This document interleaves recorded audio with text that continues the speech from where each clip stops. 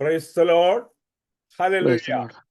നിങ്ങളേവരെയും ഞങ്ങളുടെ മീറ്റിംഗിലേക്ക് സ്വാഗതം ചെയ്യുന്നു. Miracle of sand of Jesus മിനിസ്ട്രിയിലേക്ക് കടന്നു വന്ന എല്ലാ ദൈവമക്കളെയും ഞങ്ങൾ ഹൃദയംഗമായ സ്നേഹവും സന്തോഷവും അറിയിക്കുന്നു. അനേകരും ജോയിൻ ചെയ്യാനുണ്ട്. ഇന്നത്തെ മീറ്റിംഗ് അനുഗ്രഹത്തിന് വേണ്ടി നമ്മൾ പ്രാർത്ഥിച്ചു കഴിഞ്ഞു. അല്പസമയം നമുക്ക് കർത്താവിൻ ദാസൻ ബിന്നി മാത്യു എന്ന ലൈനിലുണ്ട്. അദ്ദേഹത്തോട് ചേർന്ന് നമുക്ക് ദൈവത്തെ പാടി സ്തുതിച്ച് മഹത്വപ്പെടുത്താം. Binny Mathew, would you please?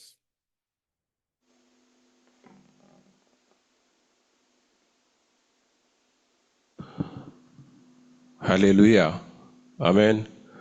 അനുഗ്രഹിക്കപ്പെട്ട സമയത്തിനായിട്ട് കർത്താവിന് നന്ദിയോടെ സ്തോത്രം ചെയ്യുന്നു. വീണ്ടും ഒരു പ്രാവശ്യം കൂടെ പല ടൈം സോണിൽ ഇരുന്നു കൊണ്ട് കർത്താവിനെ സ്തുതിക്കുവാൻ, ഒരുമിച്ച് പ്രാർത്ഥിക്കുവാൻ, വചനം പഠിക്കുവാൻ ഒരുക്കുന്ന വിലയേറിയ അവസരത്തിനായിട്ട് നമുക്ക് കർത്താവിന് സ്തോത്രം ചെയ്യാം. എവിടെയായിരുന്നാലും കർത്താവിനെ സ്തുതിക്കുവാനും ദൈവത്തിൻ്റെ സ്നേഹത്തെ വർണ്ണിക്കുവാനും ലഭിക്കുന്ന ഓരോ അവസരങ്ങളും എത്ര മഹത്വമേറിയതാണ്. ഹല്ലേലൂയ. പ്രത്യേകിച്ച് സാജു മതി സാറിനൊപ്പം ആയിരിക്കുവാൻ ഇടയായതിൽ വളരെ സന്തോഷമുണ്ട്. അദ്ദേഹത്തിൻ്റെ സന്ദേശം എന്നും ഞാൻ ശ്രവിക്കുന്ന ആളാണ്.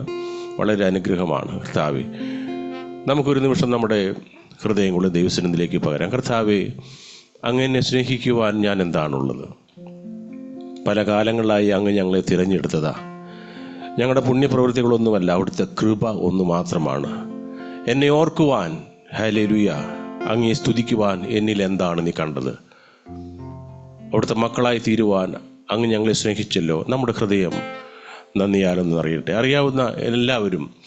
അറിയാവുന്ന പാട്ടുകളാണ് പാടുന്നത്. എല്ലാവരും ഒന്ന് ചേർന്ന് ആയിരിക്കുന്നിടങ്ങളിൽ നമുക്ക് ഒരുമിച്ച് കർത്താവിനെ പാടി സ്തുതിക്കാം. ഹല്ലേലൂയ.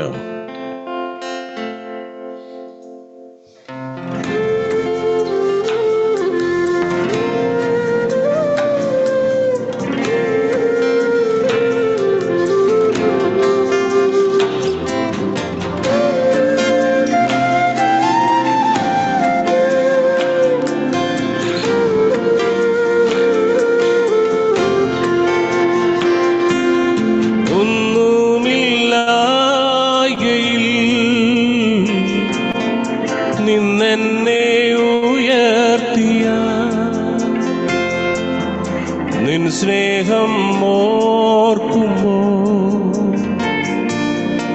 നന്ദിയാൽ പാടും ഞാൻ. ഒന്നുമില്ലായ്കയിൽ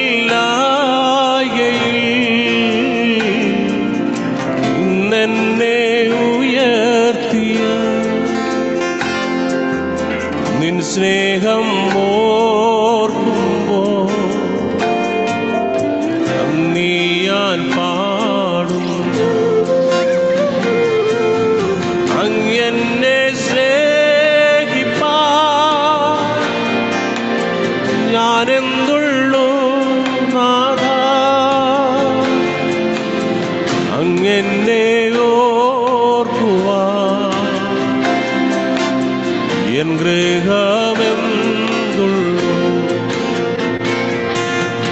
അങ്ങെന്നെ സ്നേഹിപ്പാൻ ഞാനെന്തുള്ളൂ നാഥാ? അങ്ങെന്നെ ഓർക്കുവാൻ എൻ ഗൃഹമെന്തുള്ളൂ?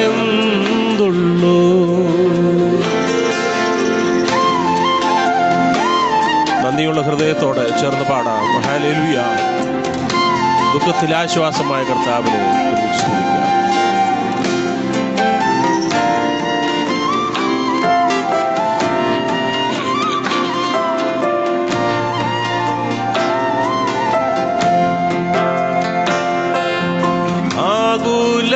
ആകുലവേളകളിൽ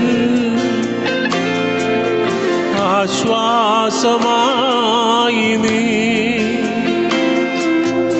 ഭാരത്തിൻ നാളവിൽ അത്താണിയായി നീ. ആകുലവേളകളിൽ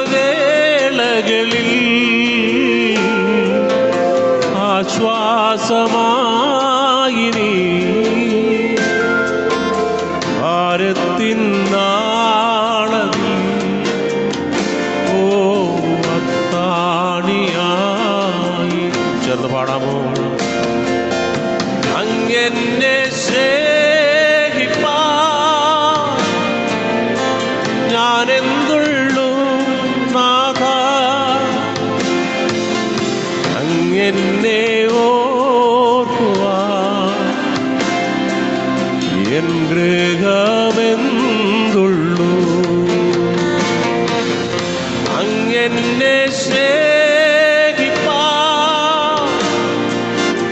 ഞാനെന്തുള്ളൂ നാഥ, അങ്ങെന്നെ ഓർക്കുവാൻ എൻ ഗൃഹമെന്തുള്ളൂ.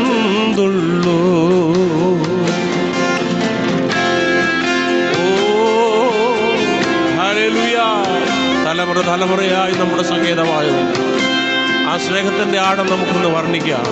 Thank you Jesus.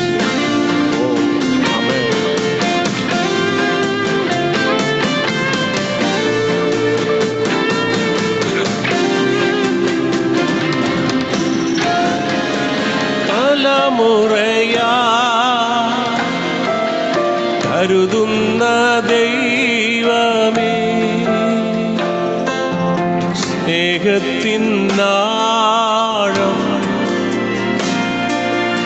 ആർക്കു വർണ്ണിച്ചിടാം. തലമുറ തലമുറയാ കരുതുന്ന ദൈവമേ, സ്നേഹത്തിനാഴം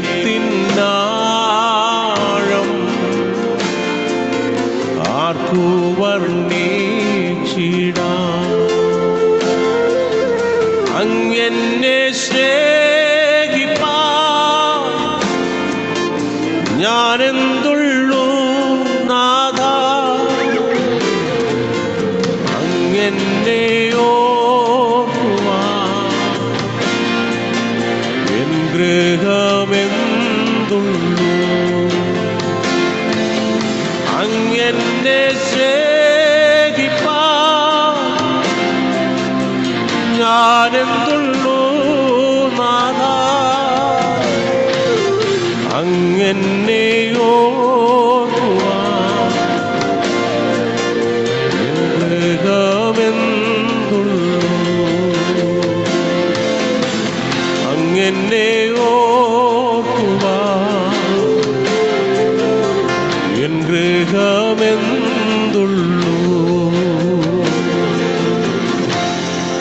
ഹല്ലേലൂയ. തലമുറ തലമുറയായി നമ്മുടെ സംഗീതമായവൻ. ഹല്ലേലൂയ.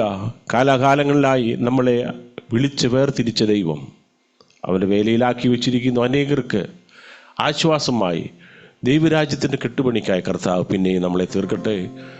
നമുക്ക് ഹൃദയങ്ങളെ തുറന്ന് പാടാം. ഹല്ലേലൂയ. കർത്താവേ, നീയാണ് എൻ്റെ ആശ്രയം. ലോകത്തിൽ പല പ്രതിസന്ധികൾ കടന്നു വരുമ്പോൾ, ഈവൻ നമ്മൾ ചിന്തിക്കുന്ന നമ്മുടെ സഹോദരങ്ങൾ പോലും നമ്മളെ തള്ളിക്കളയുമ്പോൾ, എനിക്ക് ആശ്രയമായിട്ട് നീ മാത്രമുള്ള കർത്താവേ. ഹല്ലേലൂയ. വേദപുസ്തകം ഒന്നടങ്കം നമ്മൾ പഠിച്ചാൽ അതാണ് നമ്മൾ പഠിക്കുവാൻ കഴിയുന്നത്. കർത്താവാണ് നമ്മുടെ ആശ്രയം.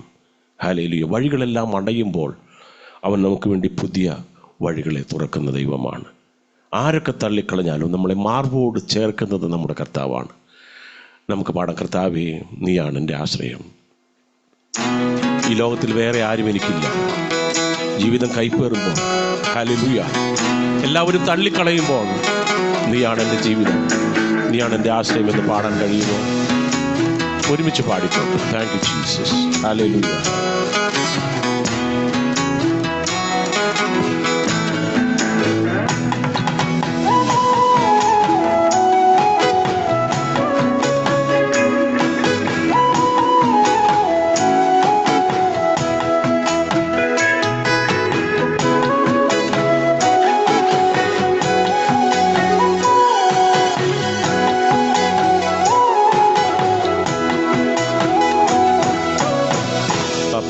നീയാശ്രയം ഇപ്പാരിലേഴയ്ക്ക് കൈപ്പേറിടുന്നിത ജീവിതം.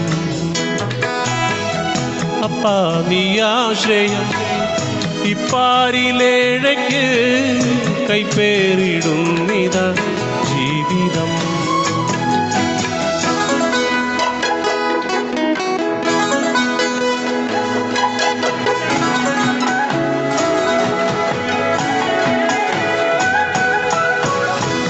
കാടുണ്ട് പക്ഷിക്ക് സ്വൈരമായി വാഴുവാ വീടില്ലെനിക്ക് നിത്യമാ.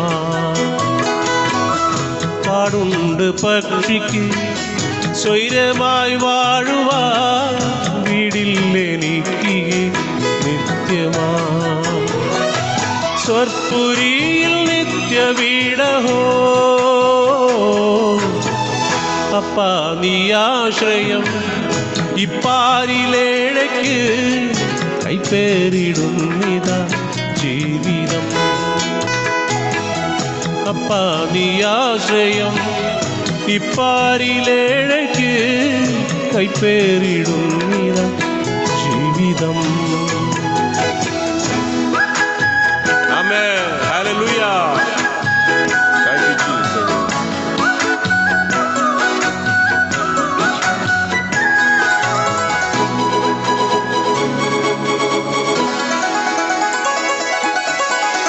മിസ്രയീം വിട്ടോടി മിദ്യാനിൽ പാർത്തതാ മോശയ്ക്ക് സങ്കേതം ആയോനേ. മിസ്രയീം വിട്ടോടി മിദ്യാനിൽ പാർത്തതാ മോശയ്ക്ക് സങ്കേതം ആയോനേ. അന്തികെ അണച്ചിടന്നെ നീ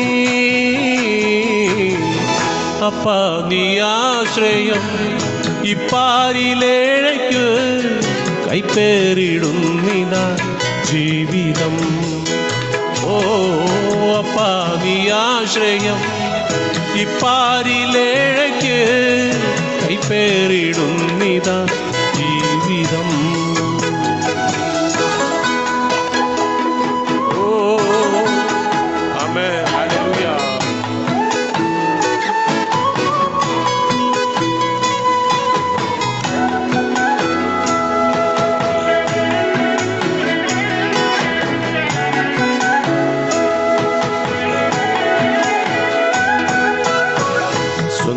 സഹോദരൻ തള്ളിക്കളഞ്ഞതാ യോസേപ്പിൻ കൂടെയിരുന്നോരേ. സ്വന്ത സഹോദരൻ തള്ളിക്കളഞ്ഞതാ യോസേപ്പിൻ കൂടെയിരുന്നോനേ. അന്തികെ അണച്ചിടന്നെ നീ അപ്പാ നീ ആശ്രയം ഇപ്പാരിലേഴയ്ക്ക് കൈപ്പേറിടുന്നിതാ ജീവിതം. ഓ അപ്പാ നീ ആശ്രയം ഇപ്പാരിലേഴയ്ക്ക് കൈപ്പേറിടുന്നിതാ ജീവിതം. ആമേൻ. ഹല്ലേലൂയ. Thank you Jesus. നന്ദിയോടെ കർത്താവേ.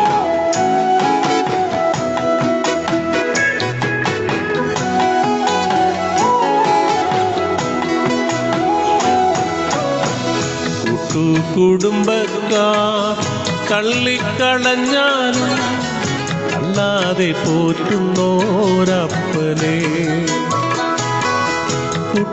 കുടുംബക്കാർ തള്ളിക്കളഞ്ഞാലും തല്ലാതെ പോറ്റുന്നോരപ്പനെ. തൃപ്പാദം പണിയുന്നേഴ ഞാൻ അപ്പാ നീ ആശ്രയം ഇപ്പാരിലേഴയ്ക്കു കൈപ്പേറിടുന്നിതാ ജീവിതം. അപ്പാ നീ ആശ്രയം ഇപ്പാരിലേഴയ്ക്കു കൈപ്പേറിടുന്നിതാ ജീവിതം.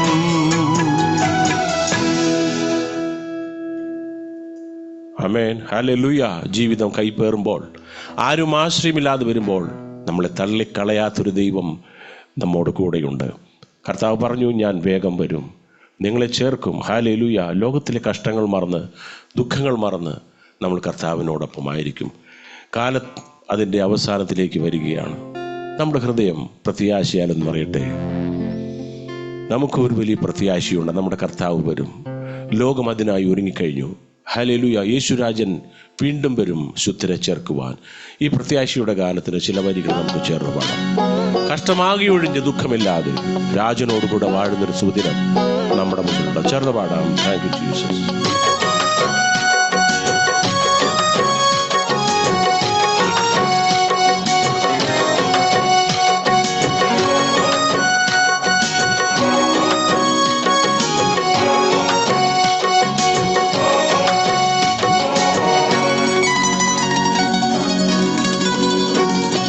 യേശുരാജൻ വാനി വരുമേ ശുദ്ധരെ ചേർത്തിടുവാനാ. യേശുരാജൻ വാനിൽ വരുമേ ശുദ്ധരെ ചേർത്തിടുവാനാ. യുഗത്തിൻ കഷ്ടമാകെ ഒഴിയുമേ രാജന്റെ കൂടെ വാണിടാൻ. യുഗത്തിൻ കഷ്ടമാകെ ഒഴിയുമേ രാജന്റെ കൂടെ വാണിടാ. രാജന്റെ കൂടെ വാണിടാ. ഓ യേശുരാജൻ വേഗം വരുമേ ശുദ്ധരെ ചേർത്തിടുവാനാ. ആമേൻ. ഹല്ലേലൂയ. ചേർന്ന് പാടാം.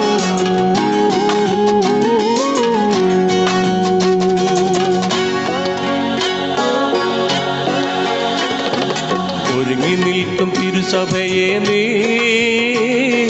വസ്ത്രത്തെ വെണ്മയാക്കുക. ഒരുങ്ങി നിൽക്കും തിരുസഭയെ നീ വസ്ത്രത്തെ വെണ്മയാക്കുക. പൊൻകിരീടം ചൂടി വാണിടാ സ്വർഗീയ നാട്ടിൽ നമുക്ക്. പൊൻകിരീടം ചൂടി വാണിടാ സ്വർഗീയ നാട്ടിൽ നമുക്ക്. സ്വർഗീയ നാട്ടിൽ നമുക്ക്. ഓ യേശുരാജൻ വാനിൽ വരുമേ ശുദ്ധരെ ചേർത്തിടുവാനാ. ഹല്ലേലൂയ. ആമേൻ. പ്രത്യാശയാൽ ഹൃദയം നിറയട്ടെ. Thank you Jesus. ആമേൻ.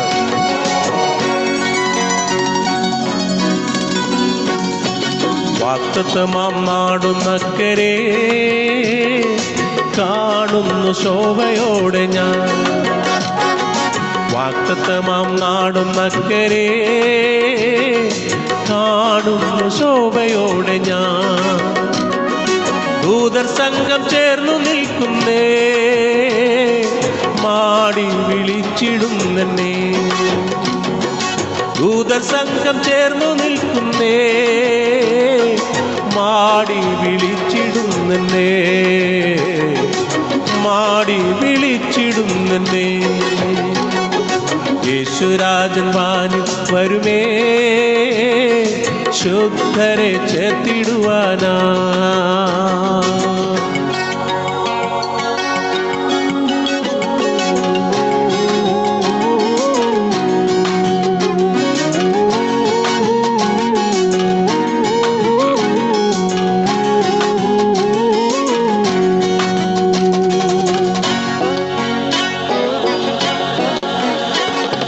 ജീവവൃക്ഷം കാണുന്നുണ്ടു ഞാൻ ജീവനദിയുമുണ്ടങ്ങ്. ജീവവൃക്ഷം കാണുന്നുണ്ടു ഞാൻ ജീവനദിയുമുണ്ടങ്ങ്. ഓ വരിക വേഗമരുമകാന്തനെ രാജ്യത്തിൽ ചേർത്തിടുവാനാ. വരിക വേഗമരുമകാന്തനെ രാജ്യത്തിൽ ചേർത്തിടുവാനാ. രാജ്യത്തിൽ ചേർത്തിടുവാനാ. യേശുരാജൻ വാനിൽ വരുമേ ശുദ്ധരെ ചേർത്തിടുവാനാ.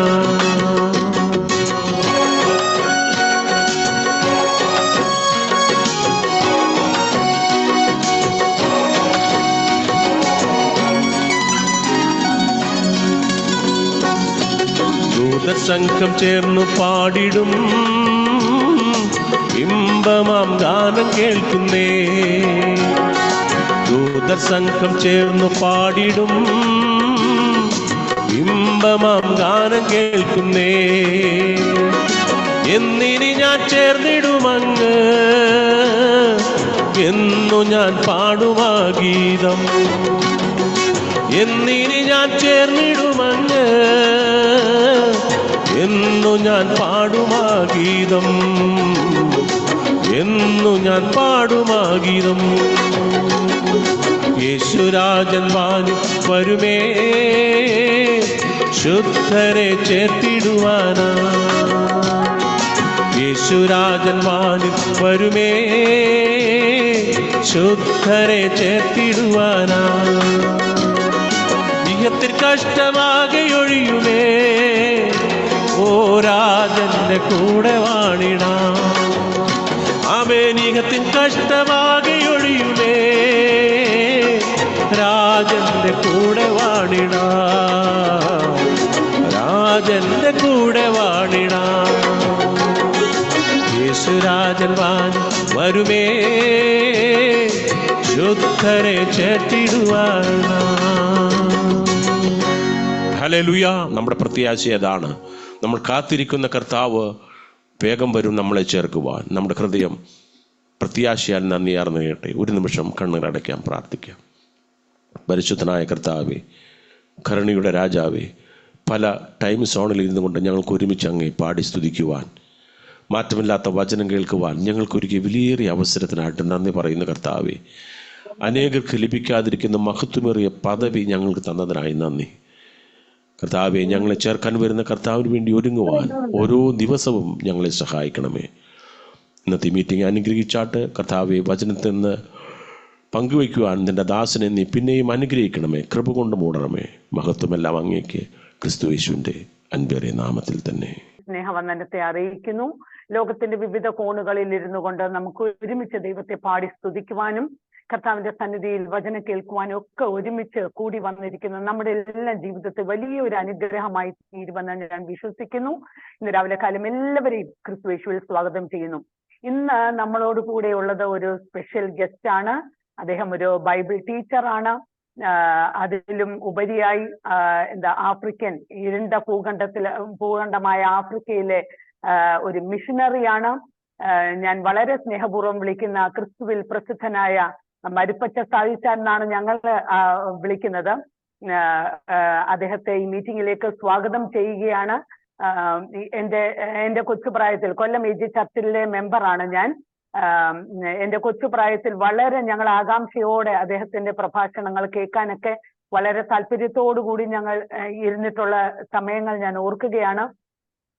പാസ്റ്റർ സാജു തന്റെ കൊച്ചുപ്രായത്തിൽ തന്നെ ദൈവത്തെ അറിയുവാനും അതിനെ തുടർന്ന് ICPF-ലും ഇന്ത്യ കോളേജിയറ്റ് പ്രയർ ഫെലോഷിപ്പ് ICPF-ല് അനേകം യൗവനക്കാരെ ക്രിസ്തുവിലേക്ക് നേടുവാനും ഒത്തിരി പരസ്യയോഗങ്ങളിൽ പ്രസംഗിക്കുവാനും ഒക്കെ കർത്താവ് അവസരം കൊടുത്ത അതിലൂടെയൊക്കെ വളർന്നു വന്നത് എന്റെ കൊച്ചുപ്രായത്തിൽ എനിക്ക് നന്നായിട്ട് അറിയാം.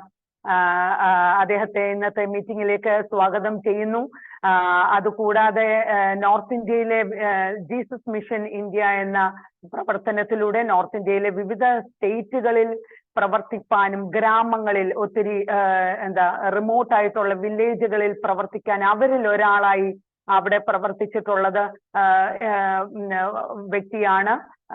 അതുകൂടാതെ ആഫ്രിക്കയിൽ ഏറ്റവും മെയിനായിട്ട് ആഫ്രിക്കയിലാണ് മിഷണറി പ്രവർത്തനങ്ങൾ. അവിടുത്തെ ആളുകളെ സംസ്കാരം പഠിപ്പിച്ച് അവരെ ദൈവവചനം പറഞ്ഞു കൊടുത്ത് ക്രിസ്തുവിൽ അവരെ നേടുവാൻ കർത്താവ് വളരെ ശക്തമായി ഉപയോഗിച്ച ഒരു ദൈവഭൃത്യനാണ് നമ്മളോടൊപ്പം ഉള്ളത്. പാസ്റ്റർ സാജു ജോൺ മാത്യു ഇന്ന് നമ്മളോട് കൂടി ആയിരിക്കുന്നത് വളരെ സന്തോഷമുണ്ട്. സമയം വളരെ കുറച്ച് മുന്നോട്ട് പോയി. നമ്മുടെ 1 മണിക്കൂറൊന്നും അദ്ദേഹത്തിന് ഒരു സമയവും അല്ല എന്ന് ഞാൻ കരുതുന്നു. എന്നാലും ഈ ഒരു അല്പസമയം നമ്മൾ ഒരുമിച്ച് ദൈവസന്നിധിയിലായിരിക്കുമ്പോൾ ഒരു മിഷൻ വിത്ത് നമ്മുടെ ഉള്ളിൽ പാകുവാൻ ഇത് മുഖാന്തരമാകും. എല്ലാവരും ശ്രദ്ധയോടുകൂടി ഇരിക്കുക, പ്രാർത്ഥനയോടുകൂടി ആയിരിക്കുക. കർത്താവ് എല്ലാവരെയും ധാരാളമായി അനുഗ്രഹിക്കുമാറാകട്ടെ. സ്വാഗതം ചെയ്യുന്നു. സായിച്ചാനെ സ്വാഗതം ചെയ്യുന്നു. ഞാൻ കർത്താവിന് നന്ദി കരയേറ്റുന്നു. എല്ലാവർക്കും കേൾക്കാമെന്ന് ഞാൻ ചിന്തിക്കുന്നു. കേൾക്കാം പാസ്റ്റർ. ഓക്കെ. ആമേൻ, സ്തോത്രം. മിറാക്കുലസ് ഹാൻഡ് ഓഫ് ജീസസിൻ്റെ പ്രവർത്തകർ, പ്രത്യേകിച്ച് പാസ്റ്റർ മാത്യുമൻ, ഇന്ന് നമുക്ക് വളരെ ആത്മീയമായി നമ്മളെ ഉത്തേജിപ്പിക്കുന്ന ഗാനങ്ങൾ പാടി നമ്മളെ കർത്താവിൽ ഉറപ്പിച്ച ബിനി മാത്യു, അതുപോലെ ഞാൻ ഈ സ്ക്രീനിൽ നോക്കുമ്പോൾ എനിക്ക് വളരെ പ്രിയപ്പെട്ടവരായ പല ആളുകളെയും കാണുവാൻ കഴിയുന്നുണ്ട്. ഓരോരുത്തരെയും പേരെടുത്ത് പറയുവാൻ നമുക്ക് സമയമില്ലല്ലോ. അവരെയൊക്കെ ഞാൻ യേശുക്രിസ്തുവിൻ്റെ നാമത്തിൽ എൻ്റെ സ്നേഹവന്ദനം അറിയിക്കുകയാണ്. എന്നെ ഇൻട്രൊഡ്യൂസ് ചെയ്ത സഹോദരിക്കായും ഞാൻ കർത്താവിന്, ഷേർലി സിസ്റ്ററിന് വേണ്ടിയും കർത്താവിന് നന്ദി കരയേറ്റുന്നു. കർത്താവ് സഹായിക്കട്ടെ. ചെറിയ പ്രായത്തിൽ കർത്താവിനെ അറിയാനും അനുഭവിക്കുവാനും ഒക്കെ കർത്താവ് എനിക്ക് ഇടയാക്കി. ഞാൻ ഇന്ന്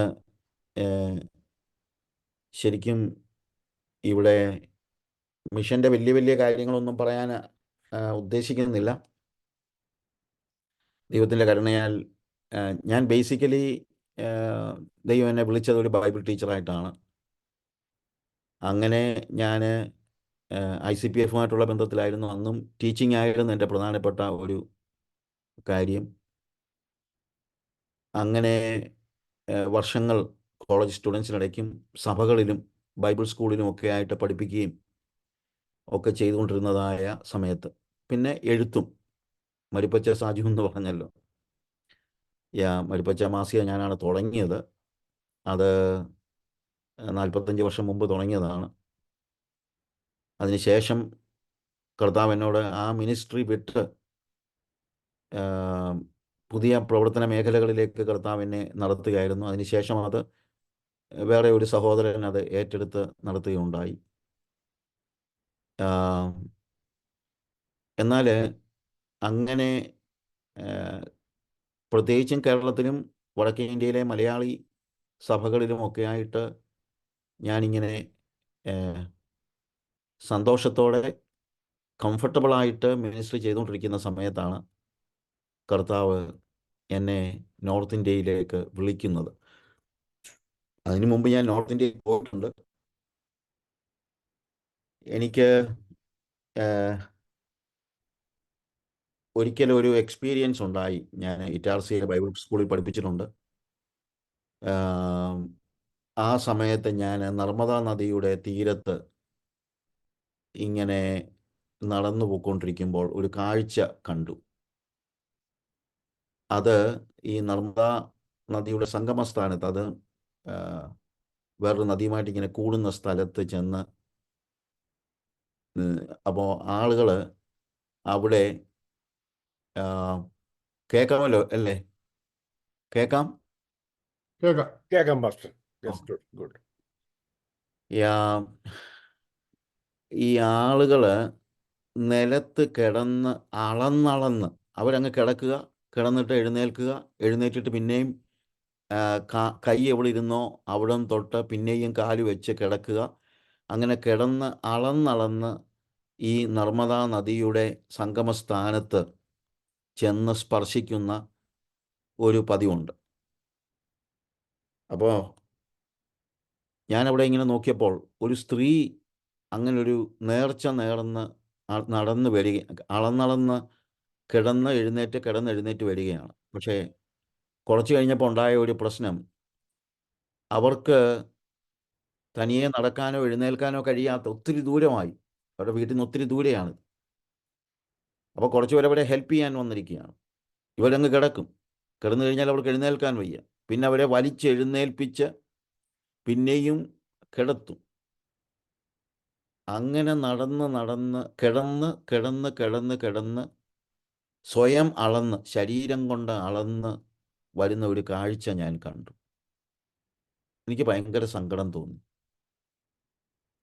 സങ്കടം തോന്നിയ സമയത്ത് ഞാനിങ്ങനെ കർത്താവിനോട് പറഞ്ഞു, കർത്താവേ, എന്തൊരു കഷ്ടമായത്. അവരുടെ അജ്ഞതയിൽ നിന്നാണല്ലോ അവർ ഈ കാര്യങ്ങളൊക്കെ ചെയ്യുന്നത്. അപ്പോൾ കർത്താവിനോട് പറഞ്ഞു, ദേ ആർ മോറലി ഇഗ്നറൻറ്റ്.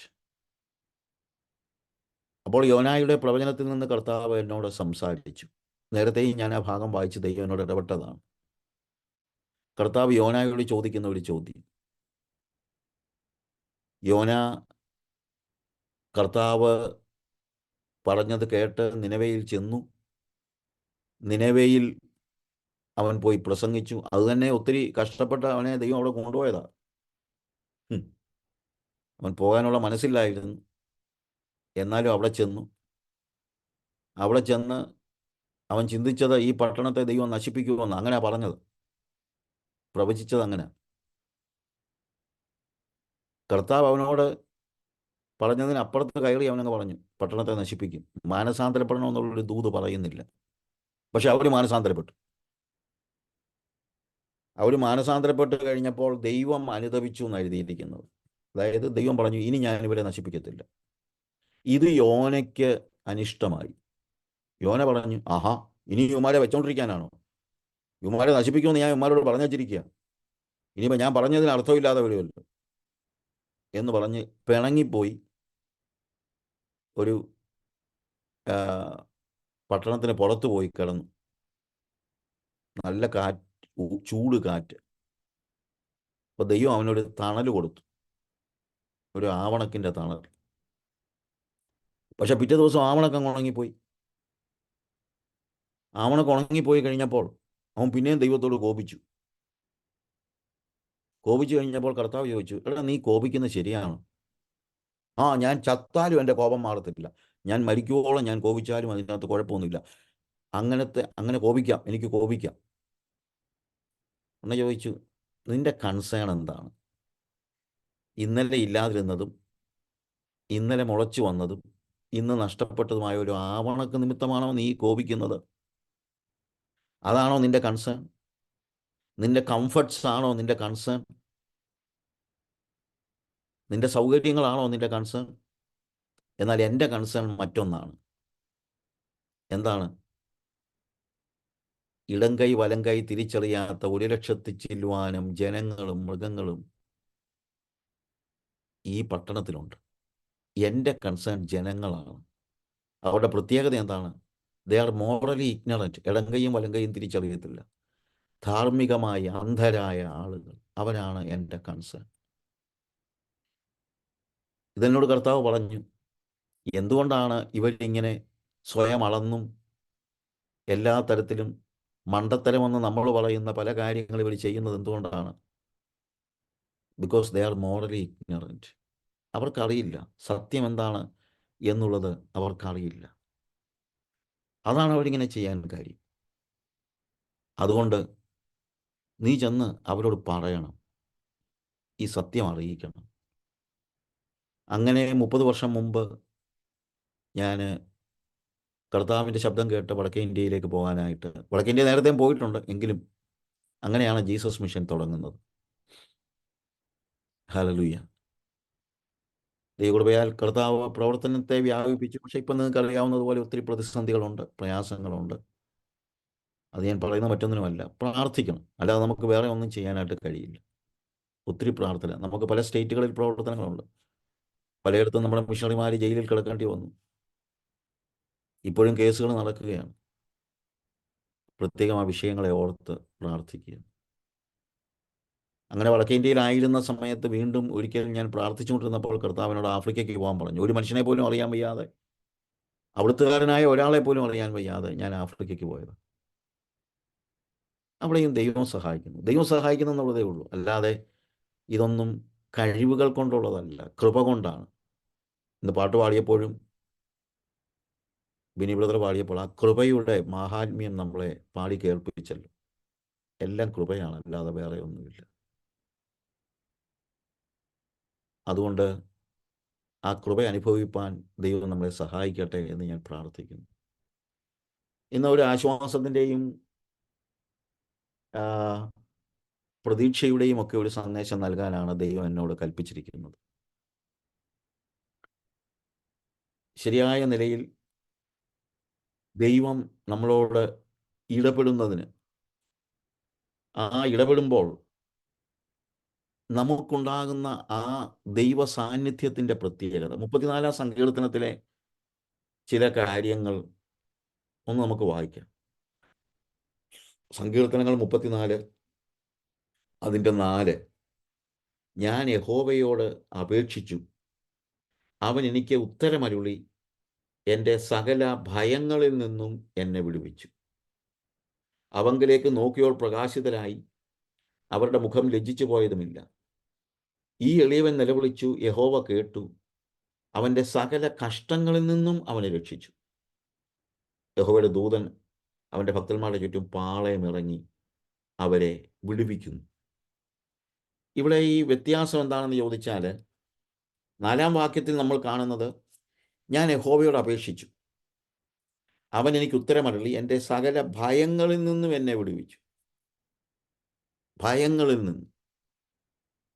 ഏത് പ്രതിസന്ധിയിൽ നമ്മൾ പോകുമ്പോഴും നമുക്ക് ആദ്യം ഉണ്ടാകുന്നത് ഭയമാണ്.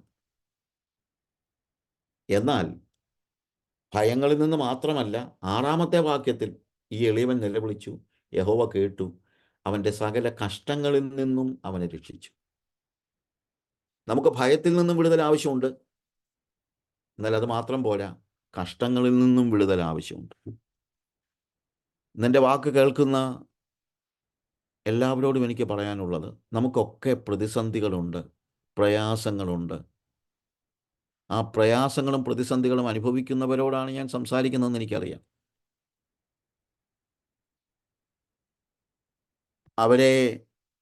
അവരോടുള്ള ബന്ധത്തിലാണ് ശരിക്കും പറഞ്ഞു കഴിഞ്ഞാൽ മിറാക്കുലസ് ഹാൻഡ് ഓഫ് ജീസസ് എന്ന പ്രവർത്തനം തന്നെ നമ്മൾ കേന്ദ്രീകരിച്ചിരിക്കുന്നത് എന്നാണ് ഞാൻ മനസ്സിലാക്കുന്നത്. പ്രശ്നം അനുഭവിക്കുന്നവർ, കഷ്ടം അനുഭവിക്കുന്നവർ മാറി നിന്ന് നോക്കിയാൽ നമുക്ക് അതിനെക്കുറിച്ച് കൃത്യമായിട്ട് അറിയാൻ പറ്റുമോ എന്നറിയില്ല. എന്നാൽ പ്രതിസന്ധികൾ അനുഭവിക്കുന്ന അനേകർ നമ്മുടെ ചുറ്റുപാടും. അവരോടുള്ള ദൈവത്തിൻ്റെ സന്ദേശം ഒന്ന്, ഇവിടെ സങ്കീർത്തനക്കാരൻ പറയാണ്, ഞാൻ യഹോവയോട് അപേക്ഷിച്ചു, അവൻ എനിക്ക് ഉത്തരമരുളി, എൻ്റെ സകല ഭയങ്ങളിൽ നിന്നും എന്നെ വിടുവിച്ചു. ആദ്യം നമുക്ക് വിടുതൽ വേണ്ടത് ഭയത്തിൽ നിന്ന്. എന്നാൽ ഭയത്തിൽ നിന്ന് മാത്രമല്ല, കഷ്ടങ്ങളിൽ നിന്നും വിടുതൽ വേണം. ഇത് രണ്ടും വേണം. 5-ാമത്തെ വാക്യം നമ്മൾ കാണുന്നത്, അവങ്കിലേക്ക് നോക്കിയവർ പ്രകാശിതരായി, അവരുടെ മുഖം ലജ്ജിച്ചു പോയതുമില്ല. അവങ്കിലേക്ക് നോക്കിയവർ.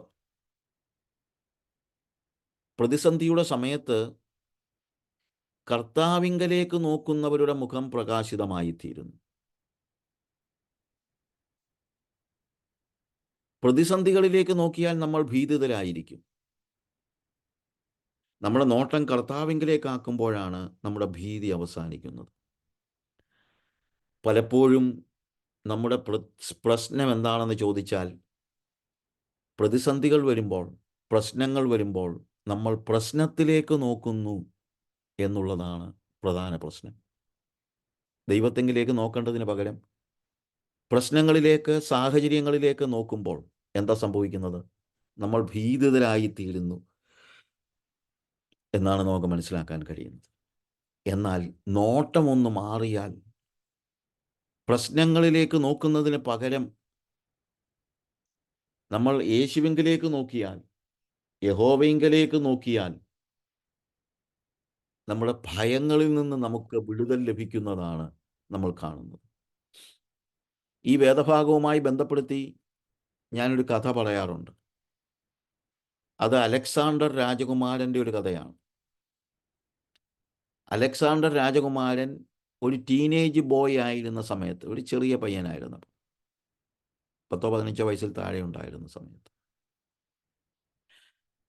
അലക്സാണ്ടറിൻ്റെ അപ്പൻ്റെ പേര് ഫിലിപ്പ് എന്നാണ്. ഫിലിപ്പ് രാജാവ്. ഫിലിപ്പ് രാജാവിൻ്റെ മകനാണ് അലക്സാണ്ടർ രാജകുമാരൻ. ഫിലിപ്പ് എന്ന വാക്കിൻ്റെ തന്നെ അർത്ഥം കുതിരകളെ സ്നേഹിക്കുന്നവൻ എന്നാണ്. ഫിലിപ്പ് രാജാവിന് കുതിരകളോട് ഭയങ്കര സ്നേഹമാണ്. അതുകൊണ്ടെന്താ, എവിടെയെങ്കിലും നല്ല കുതിരയുണ്ടെന്ന് കണ്ടു കഴിഞ്ഞാൽ അതിനെ എന്ത് വില കൊടുത്തും ഈ ഫിലിപ്പ് രാജാവ് വാങ്ങിക്കും. അതുകൊണ്ട് നല്ല കുതിരയുടെ ഉടമസ്ഥരൊക്കെ കഴിവതും രാജസന്നിധിയിൽ ചെന്ന് അവരുടെ കുതിരകളെ രാജാവിന് വിൽക്കുകയൊന്നുമല്ല, അങ്ങ് കൊടുക്കുകയാണ്. രാജാവിന് കൊടുത്താൽ രാജാവ് വലിയ സമ്മാനം കൊടുക്കും. അങ്ങനെ ഒരു മനുഷ്യൻ, അവന് നല്ലൊരു കുതിരയുണ്ടായിരുന്നു. അവൻ ആ കുതിരയുമായി ഫിലിപ്പ് രാജാവിൻ്റെ അടുക്കൽ ചെന്നു. അവൻ വലിയൊരു സദസ്സാണ്. അങ്ങനെ ഈ കുതിരയെ രാജാവിന് കൊടുക്കാൻ നോക്കിയപ്പോൾ രാജാവ് പറഞ്ഞു, കുതിരയെ കണ്ടിട്ട് എനിക്ക് ഇഷ്ടപ്പെട്ടു, പക്ഷേ ഇതിൻ്റെ മെരുക്കം ഒന്ന് പരിശോധിക്കണമല്ലോ. ടെയിംനെസ്, മെരുക്കമുള്ള കുതിരയല്ലെങ്കിൽ പ്രയോജനമില്ലല്ലോ. അപ്പോൾ രാവിലെ സമയമാണ്, ഈ കുതിര നിൽക്കുകയാണ്. അപ്പം മെരുക്കം പരിശോധിക്കാനായിട്ട് രാജാവ് തൻ്റെ കുതിരപ്പട്ടാളത്തിലെ കുതിരകളെ നോക്കുന്ന ആ കുതിരകളുടെ കാര്യങ്ങളൊക്കെ ആ രാജാവിൻ്റെ കുതിരകളെ നോക്കുന്ന വ്യക്തിയെ അങ്ങോട്ട് പറഞ്ഞു വിട്ടു. എന്നാൽ കുതിരയുടെ അടുത്തോട്ട് ചെല്ലുകയും ഈ പുറകിൽ കൂടെ നടന്നങ്ങോട്ട് ചെല്ലുക, കുതിര ഒരൊറ്റ തൊഴിയായി അവന്. അപ്പോൾ രാജാവ് പറഞ്ഞു, നല്ല കുതിരയാണ്, പക്ഷേ മെരുക്കമില്ലാത്ത കുതിരയാണല്ലോ, ഇതിനെ എനിക്ക് വേണ്ട. അപ്പോൾ ഈ കുതിരക്കാരൻ പറഞ്ഞു, അല്ല രാജാവേ, ഇത് നല്ല മെരുക്കമുള്ള കുതിരയാണ്. ശരി, സൈന്യാധിപനെ പറഞ്ഞു വിട്ട് നോക്കാം. സൈന്യാധിപൻ ചെന്നു. ഈ കുതിര സൈന്യാധിപനെയും തൊഴിച്ചു. അപ്പോൾ രാജാവ് പറഞ്ഞു, വേണ്ട, ഇതിനെ വേണ്ട. ഉടനെ ഈ കുതിരക്കാരൻ പറഞ്ഞു, ഇല്ല രാജാവേ, ഇത് വളരെ മെരുക്കമുള്ള കുതിരയാണ്, ഞാൻ നോക്കാം എന്ന് പറഞ്ഞു. അടുത്ത് ചെന്നപ്പോൾ ഈ കുതിര ഉടമസ്ഥനെയും തൊഴിച്ചു. അപ്പോൾ രാജാവ് പറഞ്ഞു, നോക്ക്, ഇതിനെ നീ എങ്ങനെങ്കിലും കൊണ്ടുപോയി വിടുന്നു. നിന്നെ വരെ തൊഴിക്കുന്ന കുതിരയാ, പിന്നെങ്ങനെ ഇതിനെ ഞാൻ വാങ്ങിക്കുന്നത്? അവൾ ഇതെല്ലാം കണ്ട് അലക്സാണ്ടർ രാജകുമാരൻ നിൽപ്പുണ്ടായിരുന്നു. ചെറിയ പയ്യനാ, 15 വയസ്സ്. അലക്സാണ്ടർ രാജകുമാരൻ അപ്പനോട് പറഞ്ഞു, ഫാദർ, ഞാനൊന്ന് നോക്കട്ടെ. എടാ, സേനാധിപനെ വരെ തൊഴിച്ച കുതിരയാ, നീ സൂക്ഷിച്ചോണം. ശരി. ഈ രാജകുമാരൻ കുതിരയുടെ മുന്നിലൂടെ നടന്നു ചെന്ന് ഇതിനെ തലോടി പതിയെ ഈ കുതിരയുടെ പുറത്ത് കയറി ഓടിച്ചുപോയി. അപ്പോൾ എല്ലാവർക്കും അത്ഭുതമായി. രാജാവിൻ്റെ കുതിരകളെ നോക്കുന്ന വ്യക്തി, സൈന്യാധിപൻ, ഈ കുതിരയുടെ തന്നെ ഉടമസ്ഥൻ, എല്ലാവരെയും തൊഴിച്ച ഈ കുതിര എന്തുകൊണ്ട് അലക്സാണ്ടർ രാജകുമാരനെ തൊഴിക്കാതെ അതിനെ അവൻ പുറത്ത് കയറി ഓടിക്കാൻ പറ്റി? രാജാവ് ചോദിച്ചു, അലക്സാണ്ടർ, നീ എന്ത് മാജിക്കാ ചെയ്തത്? അവൻ പറഞ്ഞു, അപ്പാ, പ്രത്യേകിച്ച് മാജിക്കൊന്നുമില്ല, ഞാനിത് വാച്ച് ചെയ്യായിരുന്നു എന്താ സംഭവിച്ചതെന്ന്. ഇത് രാവിലെ സമയമാണ്. ഈ കുതിര സൂര്യന് വിപരീത ദിശയിലാണ് നിൽക്കുന്നത്. അതുകൊണ്ട് നിഴൽ മുന്നോട്ടാണ്. അപ്പോൾ അതുകൊണ്ട് കുതിര നിൽക്കുമ്പോൾ കുതിര മുന്നിൽ കാണുന്നത് ഈ കുതിരയുടെ തന്നെ നിഴലാണ്. അതങ്ങനെ പേടിച്ചിരിക്കുക. അങ്ങനെ ഈ കുതിര പേടിച്ച് നിൽക്കുമ്പോഴാണ് പുറകിലൂടെ കുതിരത്തിൻ്റെ ലായക്കാരനും സൈന്യാധിപനും ഉടമസ്ഥനും എല്ലാം വന്നത്. ഓരോരുത്തരും നടന്നു വരുമ്പോൾ അവരുടെ നിഴൽ നീണ്ടു നീണ്ടു പോവുകയാണ്. ആരോ തന്നെ ഉപദ്രവിക്കാൻ വരുന്നു എന്ന് മാത്രമേ ഈ കുതിര മനസ്സിലാക്കിയുള്ളൂ. അതുകൊണ്ടാണ് ഈ നിഴൽ കണ്ട് പേടിച്ച കുതിര അവരെയൊക്കെ തൊഴിച്ചത്. ഇത് മനസ്സിലാക്കിയ ഞാൻ പോയത് കുതിരയുടെ പുറകിലൂടെയല്ല, കുതിരയുടെ മുന്നിലൂടെയാണ്. കുതിരയുടെ പുറകിൽ സൂര്യനാണ്. ഞാനിങ്ങനെ നടന്നു ചെന്നപ്പോൾ എന്നെയാ കാണുന്നത്, നിഴലല്ല കാണുന്നത്. എന്നെ കണ്ടപ്പോൾ ഈ കുതിര സന്തോഷത്തോടുകൂടെ എന്നെ സ്വീകരിച്ചു. ഞാനതിനെ തലോടി. കാര്യം അത് നിഴൽ കാണുന്നില്ല. അതെന്നെയാണ് കണ്ടത്. ഞാൻ ആദ്യം ചെയ്തത് ഈ കുതിരയെ പുറം തിരിച്ച് നിർത്തുകയായിരുന്നു. സൂര്യന് വിപരീതമായാണ് ഇത് നിൽക്കുന്നതെന്ന് മനസ്സിലാക്കിയ ഞാൻ അതിൻ്റെ ഭീതിയുടെ കാരണം അത് കാണുന്ന നിഴലുകളാണ്. എന്നാൽ ഞാൻ ഈ ആദ്യം മുന്നിലൂടെ നടന്നു ചെന്ന് ഈ കുതിരയെ സൂര്യന് അഭിമുഖമായി നിർത്തി. അഭിമുഖമായി നിർത്തിയപ്പോൾ അത് കാണുന്നത് സൂര്യനെയാണ്. നിഴലുകളെല്ലാം പുറകിലായി. നിഴലുകൾ പുറകിലായി. കാരണം അത് സൂര്യൻ അഭിമുഖമായി നിൽക്കുകയാണ്. അതുകൊണ്ടാണ് ഞാൻ ഇതിൻ്റെ മണ്ടയ്ക്ക് കയറിയത്, മുകളിൽ കയറിയത്. ഒരു വലിയ യാഥാർത്ഥ്യം ഇതിനകത്തുണ്ട്. സൂര്യന് വിപരീതമായി നിൽക്കുകയാണെങ്കിൽ നമ്മൾ നിഴലുകളായിരിക്കും കാണുന്നത്. അത് നമ്മളെ ഭീതിപ്പെടുത്തുന്നു. എന്നാൽ സൂര്യൻ അഭിമുഖമായി നിൽക്കുമ്പോൾ നമ്മൾ സൂര്യനെയാണ് കാണുന്നത്, നിഴലുകൾ കാണുന്നില്ല. അത് നമ്മളെ സാന്ത്വനിപ്പിക്കുന്നു. പ്രിയമുള്ളവരെ, പ്രതിസന്ധികൾ വരുമ്പോൾ യേശുവിന് വിപരീതമായി നിൽക്കുകയാണ് നമ്മളെങ്കിൽ, യേശുവിനെ നമ്മൾ കാണുന്നില്ലെങ്കിൽ, നമ്മൾ പിന്നെ കാണുന്നത് നിഴലുകളാണ്, നമ്മളെ ഭീതിതരാക്കുന്നതാണ്. എന്നാൽ ഇന്ന് സാഹചര്യങ്ങളെ നോക്കുന്നതിന് പകരം, നമ്മുടെ ചുറ്റുപാടുകളെ നോക്കുന്നതിന് പകരം നമുക്ക് സൂര്യനെ ഒന്ന് നോക്കാം, അഥവാ യേശുവിനെ ഒന്ന് നോക്കാം.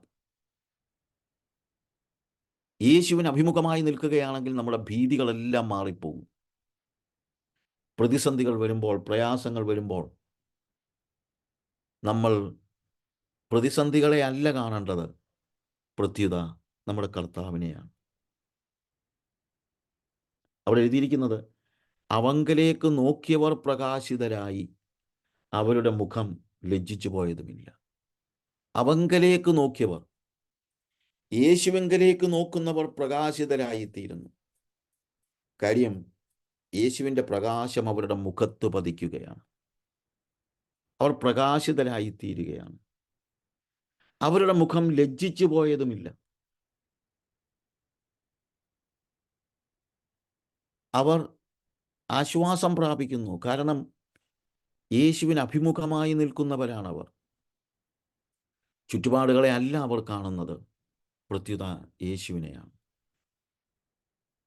പല പ്രതിസന്ധികളിലൂടെ കടന്നു പോകുമ്പോൾ സാഹചര്യങ്ങളിലേക്ക് നോക്കിയാൽ നമ്മൾ ഭീതിതരായിത്തീരും. യേശുവിങ്കിലേക്ക് നോക്കിയാൽ നാം ലജ്ജിച്ചു പോകയില്ല, നമ്മൾ പ്രകാശിതരാകും. അവങ്കലേക്ക് നോക്കിയവർ പ്രകാശിതരായിത്തീർന്നു. If you look to surroundings, you will be fearful. If you look to Jesus, you will be cheerful.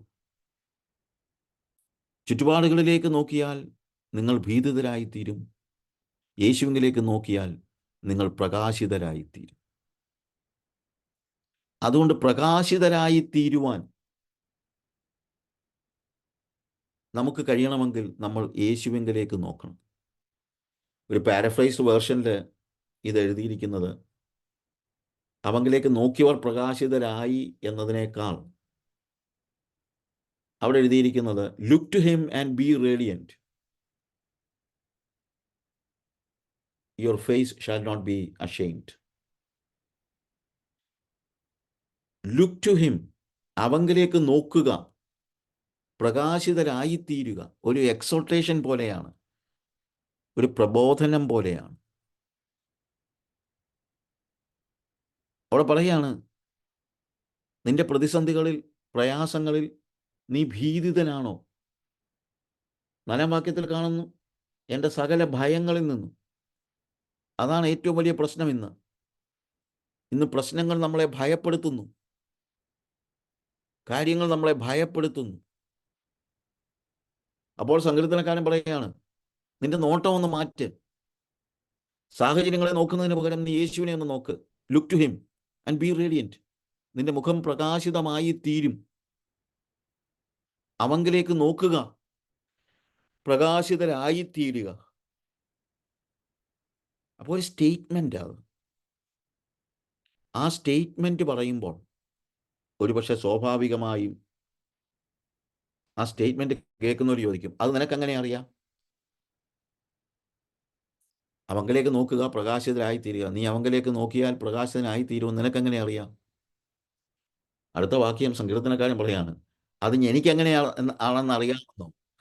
അതെൻ്റെ അനുഭവമാണ്. ഈ എളിയവൻ നിലവിളിച്ചു, യഹോവ കേട്ടു, അവൻ്റെ സകല കഷ്ടങ്ങളിൽ നിന്നും അവനെ രക്ഷിച്ചു. അപ്പം എൻ്റെ എക്സ്പീരിയൻസ് ആണ് ഈ എക്സോട്ടേഷനിലേക്ക് നയിക്കുന്നത്. എനിക്ക് പ്രബോധിപ്പിക്കുവാനുള്ള അവകാശമെന്ന് പറയുന്നത് എൻ്റെ അനുഭവമാണ്. അത് ജീവിതത്തിൽ എപ്പോഴും നമ്മൾ മനസ്സിലാക്കണം.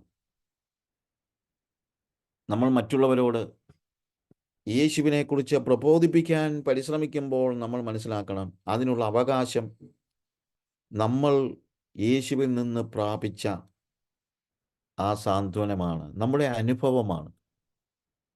അതിനാണ് സാക്ഷ്യം എന്ന് പറയുന്നത് പോലും. അനുഭവമാണ് സാക്ഷ്യം. അനുഭവമുള്ളവന് മാത്രമേ സാക്ഷ്യം പറയാൻ പറ്റൂ.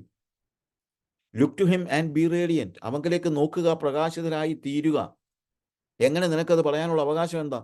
ഈ എളിയവൻ നിലവിളിച്ചു, യഹോവ കേട്ടു. എൻ്റെ അനുഭവമാണിത്. പ്രിയമുള്ളവരെ, നമ്മളെ പലപ്പോഴും കാഠിന്യമേറിയ അനുഭവങ്ങളിലൂടെ കർത്താവ് നടത്തുന്നതിൻ്റെ കാരണം അതേ അവസ്ഥയിലൂടെ കടന്നു പോകുന്നവർക്ക് പ്രചോദനമാകുവാനും അവരോട് പ്രബോധിപ്പിക്കുവാനും നമ്മളെ പ്രാപ്തരാക്കുകയാണ്. ഇന്ന് എന്തുകൊണ്ട് ദൈവമേ എനിക്കിങ്ങനെ സംഭവിച്ചു എന്നൊക്കെ നമ്മൾ ചോദിക്കുമ്പോൾ ഒരുപക്ഷെ അനേകർക്ക് ആശ്വാസമാകുവാൻ ദൈവം നിങ്ങളെ ഒരുക്കുകയായിരിക്കും. പൗലോസ് പറയുന്നത് അനേകരെ ആശ്വസിപ്പിക്കേണ്ടതിന് ഞങ്ങൾ ആശ്വാസം കൈക്കൊണ്ടെന്നാണ്. ദൈവം നമ്മളെ ആശ്വസിപ്പിക്കുന്ന സകല ആശ്വാസവും മറ്റുള്ളവർക്ക് ആശ്വാസമാകേണ്ടതിനാണ്. ഞാൻ അനുഭവിക്കുന്ന കാര്യങ്ങളാണ് എൻ്റെ അതേ അവസ്ഥയിലൂടെ കടന്നു പോകുന്നവരെ യേശുവിങ്കലേക്ക് നയിക്കുവാൻ, അവങ്കിലേക്ക് നോക്കാൻ, പ്രബോധിപ്പിക്കുവാൻ എന്നെ സഹായിക്കുന്നത് അതാണ്. ഞാൻ ഒരു ഉദാഹരണം പറയാറുണ്ട് സാക്ഷ്യത്തിൻ്റെ കാര്യം പറയുമ്പോൾ. ഒരിക്കലൊരു ഡോക്ടർ അയാളുടെ വണ്ടി ഓടിച്ച് രാവിലെയാണ് വണ്ടി ഓടിച്ചു പോകുമ്പോൾ വണ്ടിയുടെ മുമ്പിൽ ഒരു പട്ടി കിടക്കുക. ഓണടിച്ച് നോക്കിയിട്ടും അത് പോയില്ല. പെതിയെ എണീറ്റ് പോകാൻ നോക്കിയപ്പോഴാണ് അതിൻ്റെ കാലൊടിഞ്ഞ് കിടക്കുക. ഞൊണ്ടി ഞൊണ്ടി ഞൊണ്ടി നടക്കാൻ വയ്യ. ഞൊണ്ടി ഞൊണ്ടി അത് മാറാൻ നോക്കിയപ്പോൾ ഡോക്ടർക്ക് കരുണ തോന്നി. കാറ് നിർത്തി പുറത്തിറങ്ങി ഈ പട്ടിയെ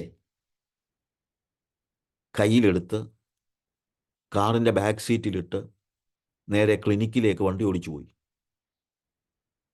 വീടും ക്ലിനിക്കും ഒരുമിച്ച. അവിടെ കൊണ്ടുപോയി ഇതിനെ വെച്ച് കെട്ടി കാലിൻ്റെ ട്രീറ്റ്മെൻറ്റൊക്കെ ചെയ്തു. വീട്ടിൽ നിന്ന് ഭക്ഷണം കൊടുത്തു. ആ വീട്ടിൽ തന്നെ താമസം ഒരുക്കി ഈ പട്ടിക്ക്. അങ്ങനെ ചില ദിവസങ്ങൾ കഴിഞ്ഞപ്പോൾ പട്ടിക്ക് ഭയങ്കര സ്നേഹവും സന്തോഷവും. ഈ ഡോക്ടറുടെ അടുത്തുനിന്ന് മാറത്തില്ല. നേരം വെളുത്ത് ഡോക്ടർ ഇറങ്ങി വരുമ്പം തന്നെ ഈ പട്ടി ഓടി വരും, കാലയിലൊക്കെ നക്കും.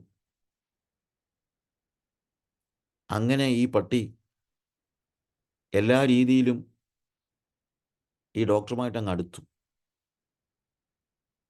എന്നും അങ്ങനെ രാവിലെ ഡോക്ടർ വരുമ്പോഴത്തേക്ക് മുറിയിൽ നിന്ന് ഇറങ്ങി വരുമ്പോൾ ഓടി വരും. ഒരു ദിവസം ഡോക്ടർ മുറിയിൽ നിന്ന് ഇറങ്ങി വന്ന് നോക്കിയപ്പോൾ പട്ടിയെ കാണാനില്ല. ചേട്ടാ, ഈ പട്ടിക്ക് എന്ത് പറ്റി എന്ന് അദ്ദേഹം ഇങ്ങനെ ചിന്തിച്ചു. അദ്ദേഹം കസേരയിട്ട് പത്രമൊക്കെ വായിച്ച് വരാന്തയിൽ ഇങ്ങനെ നോക്കി നിൽക്കുക. വെറുതെ ഇങ്ങനെ നോക്കി നിന്നപ്പോൾ അദ്ദേഹം കണ്ടു, ദൂരെ നിന്ന് ഈ പട്ടി നടന്നു വരുന്നു. ആ, രാവിലെ എവിടെ സവാരിക്ക് പോയത് എന്ന് ഡോക്ടർക്ക് ഇങ്ങനെ തോന്നി. എന്നാൽ ഡോക്ടറെ അത്ഭുതപ്പെടുത്തിക്കൊണ്ട് ഈ പട്ടിയുടെ പുറകെ മറ്റൊരു പട്ടി ഞൊണ്ടി ഞൊണ്ടി കയറി വരുന്നു. കാലൊടിഞ്ഞതാ. എന്താ സംഭവിച്ചതെന്നറിയാമോ? രാവിലെ ഈ പട്ടി ഇറങ്ങി നടന്നു. നടന്ന കൂട്ടത്തിൽ കാലൊടിഞ്ഞ് കിടക്കുന്ന ഒരു പട്ടിയെ കണ്ടു. പട്ടിയെ കണ്ടപ്പോൾ നമ്മുടെ പട്ടി അതിൻ്റെ അടുത്ത് ചെന്നിട്ട് പറഞ്ഞു, അയ്യോ നിന്റെ കാലൊക്കെ ഒടിഞ്ഞ് കിടക്കുക അല്ലേ, എന്തു പറ്റി? ഓ, നിനക്ക് കാണത്തില്ലയോ ഞാൻ കാലൊടിഞ്ഞ് കിടക്കുന്നു, ആരാണ്ട് എൻ്റെ മണ്ടയ്ക്കൂടെ വണ്ടി കയറ്റിയതാ, എന്തോ ചെയ്യാനാ എന്ന് പറഞ്ഞ് ഈ പട്ടി വളരെ പരിതാപകരമായ നിലയിൽ ദേഷ്യപ്പെട്ടു. ചിലർക്ക് അങ്ങനെയാണ്, എന്തെങ്കിലും ഒരു പ്രശ്നം ഉണ്ടെങ്കിൽ ഭയങ്കര ദേഷ്യമാണ്. ഉടനെ മറ്റേ പട്ടി പറഞ്ഞു, സഹോദര സാരമില്ല, ഇതിനെ ട്രീറ്റ് ചെയ്യാൻ പറ്റിയ ഒരു ഡോക്ടറുണ്ട്, എനിക്കറിയാം, ഞാൻ നിന്നെ ആ ഡോക്ടറുടെ അടുത്ത് കൊണ്ടുപോകാം. ഉടനെ മറ്റേ പട്ടി പറഞ്ഞു, ഓ അതൊന്നും നടക്കത്തൊന്നുമില്ല, അതൊന്നും നടക്കത്തില്ല, നിനക്ക് എങ്ങനെ അറിയാവുന്നത് ആ ഡോക്ടർ എന്നെ ട്രീറ്റ് ചെയ്യുമെന്ന്? ഉടനെ ഈ പട്ടി പറഞ്ഞു, പൊന്നു സഹോദര, നിന്നെപ്പോലെ കാലൊടിഞ്ഞ ഒരു പട്ടിയായിരുന്നു ഞാൻ. ആ ഡോക്ടറിനെ കണ്ടെത്തി എന്നെ എടുത്ത് ഡോക്ടറുടെ ക്ലിനിക്കിൽ കൊണ്ടുപോയി എന്നെ ട്രീറ്റ് ചെയ്ത് എന്നെ സൗഖ്യമാക്കി. ആ ഡോക്ടർ നിന്നെയും ട്രീറ്റ് ചെയ്യും. ആ നിന്നെ ഡോക്ടർ എടുത്തുകൊണ്ട് പോയത് നിനക്ക് കാശൊക്കെ ഉള്ളതുകൊണ്ടായിരിക്കും. You are a rich dog, I am a poor dog, എൻ്റെ കയ്യിലൊന്നുമില്ല, എനിക്ക് പൈസ ഒന്നുമില്ല. അല്ലെ മറ്റേ പട്ടി പറഞ്ഞു, വേണ്ട സഹോദര, ഈ ഡോക്ടർക്ക് പൈസയൊന്നും വേണ്ട, അദ്ദേഹം നിന്നെ ട്രീറ്റ് ചെയ്യും. എത്ര ദിവസം എടുക്കും? ചിലപ്പോൾ ഒരു 3 ആഴ്ച. ഓ ഞാൻ വരുന്നില്ല. അതെന്താ? 3 ആഴ്ച പട്ടിണി കിടക്കാനൊന്നും എനിക്ക് വയ്യ. പറഞ്ഞു, എന്തിനാ പട്ടിണി കിടക്കുന്നത്? പിന്നെ വല്ലതും കഴിക്കണ്ടേ? അയ്യോ, കഴിക്കാനുള്ളതെല്ലാം ഈ ഡോക്ടർ തരും. അദ്ദേഹം ട്രീറ്റ് ചെയ്യുക മാത്രമല്ല കഴിക്കാനുള്ളതും തരും. ആണോ? ആ, അതെൻ്റെ അനുഭവമാണ്. എന്നാൽ ഞാൻ വരാമെന്ന് പറഞ്ഞ് ഈ പട്ടിയെ കൂട്ടിക്കൊണ്ടുവന്നു. ഇതാണ് സാക്ഷ്യം എന്ന് പറയുന്നത്. നമ്മുടെ അനുഭവങ്ങൾ എന്താണോ അത് മറ്റുള്ളവർക്ക് പകർന്നു കൊടുക്കുക. നമ്മളെ ദൈവം പ്രതിസന്ധിയിലൂടെ നടത്തിയിട്ടുണ്ടെങ്കിൽ, അവിടെ നിന്ന് ദൈവം നമുക്ക് വിടുതൽ നൽകിയിട്ടുണ്ടെങ്കിൽ, ആ വിടുതലിൻ്റെ സാക്ഷ്യം നമ്മൾ മറ്റുള്ളവരോട് പറയുക, അവരെയും യേശുവിങ്കലേക്ക് നയിക്കുക. ഇതാണ് നമ്മൾ കഷ്ടത്തിലായതിൻ്റെ ഒരു വലിയ ഗുണം. കർത്താവിനെ സാക്ഷിക്കുവാൻ നമുക്ക് അവസരം ലഭിക്കുന്നു. അവങ്കിലേക്ക് നോക്കുക, പ്രകാശിതരായിത്തീരുക. അത് സങ്കീർത്തനക്കാരൻ്റെ സാക്ഷ്യമാണ്. കാരണം ഈ എളിയവൻ നിലവിളിച്ചു, യഹോവ കേട്ടു.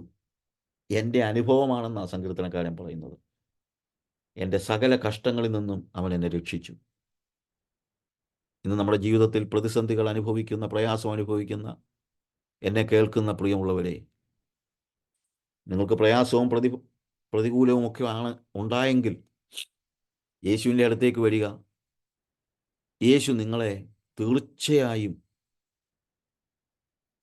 നിങ്ങളെ വിടുവിക്കും. അവങ്കിലേക്ക് നോക്കുക, പ്രകാശിതരായി തീരുക എന്നാണ് നമ്മൾ മനസ്സിലാക്കുന്നത്. അവങ്കിലേക്ക് നോക്കുക, പ്രകാശിതരായി തീരുക. പ്രിയമുള്ളവരെ, തീർച്ചയായും ഇന്ന് രാവിലെ നമ്മൾക്കുള്ള സന്ദേശം അതാണ്. അവങ്കിലേക്ക് നോക്കുക, പ്രകാശിതരായി തീരുക. ആദ്യം അവൻ ഭയങ്ങളിൽ നിന്ന് വിടുവിക്കും. എന്നാൽ ഭയങ്ങളിൽ നിന്ന് മാത്രമല്ല, കഷ്ടങ്ങളിൽ നിന്നും വിടുവിക്കും. ആദ്യം നീ ഭയത്തിൽ നിന്നൊരു വിടുതൽ പ്രാപിക്കുക.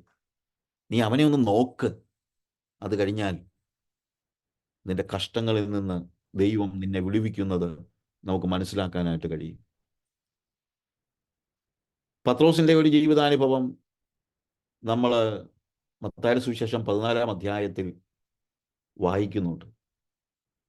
മത്തായിയുടെ സുവിശേഷം 14-ാം അധ്യായത്തിൽ കർത്താവ് 5 അപ്പം കൊണ്ട് 5000 പേരെ പോഷിപ്പിക്കുന്ന ചരിത്രം പറയുന്നുണ്ട്.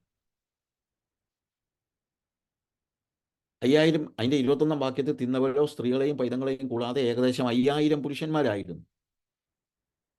ഉടനെ യേശു താൻ പുരുഷാരത്തെ പറഞ്ഞയക്കുന്നതിനിടയിൽ ശിഷ്യന്മാർ പടകിൽ കയറി തനിക്ക് മുമ്പായി അക്കരയ്ക്ക് പോകുവാൻ അവരെ നിർബന്ധിച്ചു.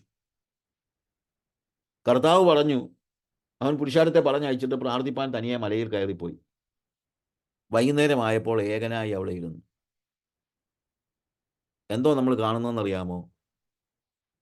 കർത്താവ് പറഞ്ഞു, കുഞ്ഞുങ്ങളെ, നിങ്ങൾ അക്കരയ്ക്ക് പൊക്കോ, പടകിൽ കയറി അക്കരയ്ക്ക് പൊക്കോ, ഞാൻ അല്പസമയം പ്രാർത്ഥിച്ചിട്ട് വന്നേക്കാം.